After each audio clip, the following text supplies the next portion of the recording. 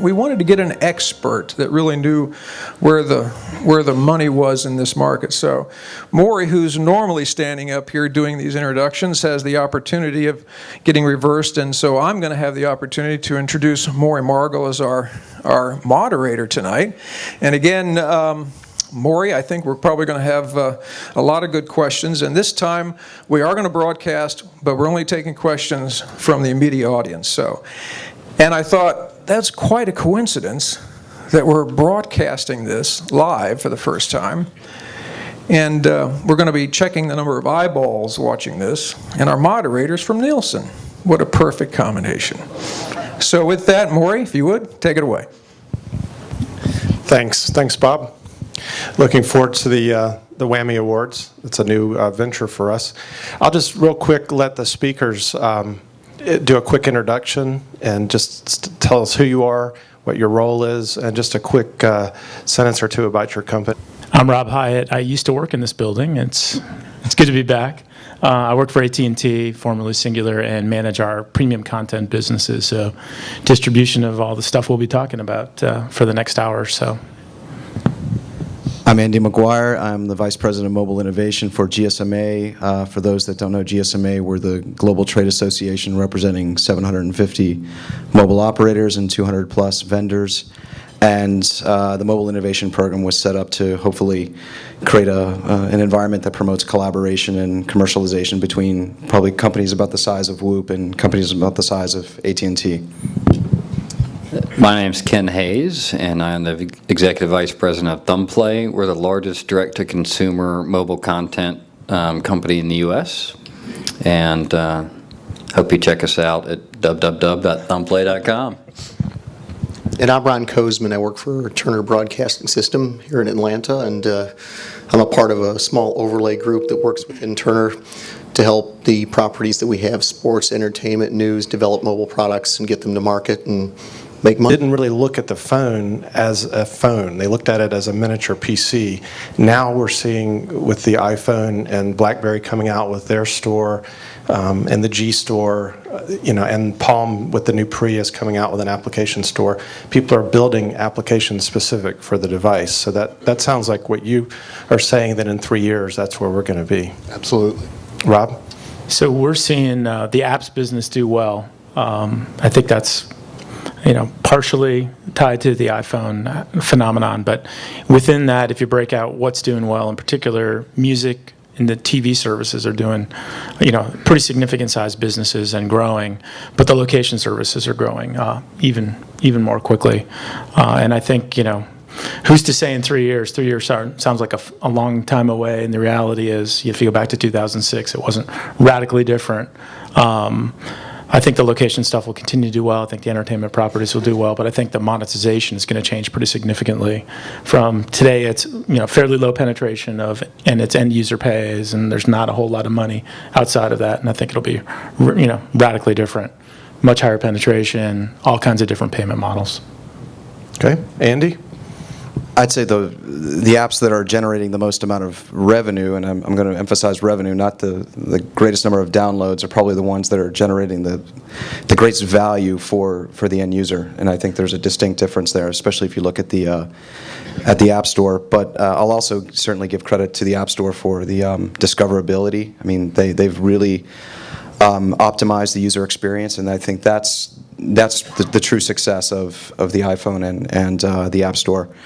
In the future, I think LBS is going to have certainly a strong influence or a strong level of importance, but I think we're also going to see applications that really manage our day. And we're starting to see this now, and if you look at the ease of use that many smartphones years ago had an email client on board, but you couldn't get past the BlackBerry, and I think that the utility that the BlackBerry offered and whatever we'll see in the future, if it's managing our homes and our kids' report cards or whatever else, and electronic health records. So I think it's all about utility for us in the future. Now, we also talked a little bit about this, and I want to let the audience know, Andy, you travel the world with GSMA. Y'all have conferences in Barcelona and Macau and all over. Are you seeing a difference in Europe and Asia in what's happening in the mobile application space than we are here in the U.S.?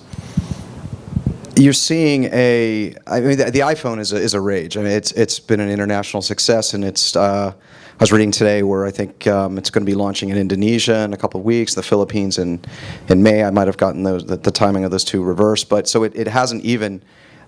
It's not ubiquitous yet, but we certainly are seeing a tremendous amount of engagement. I think what's even more impressive, not on the download side, but on the development side. We now have the iPhone being developed, or iPhone applications being developed in 77 different countries. Ken? I would say that, again, emphasizing revenue, that there's a distinct difference between today and where revenue is driven and where you hear a lot of activity. And all due respect to the iPhone, they're 8% of the market.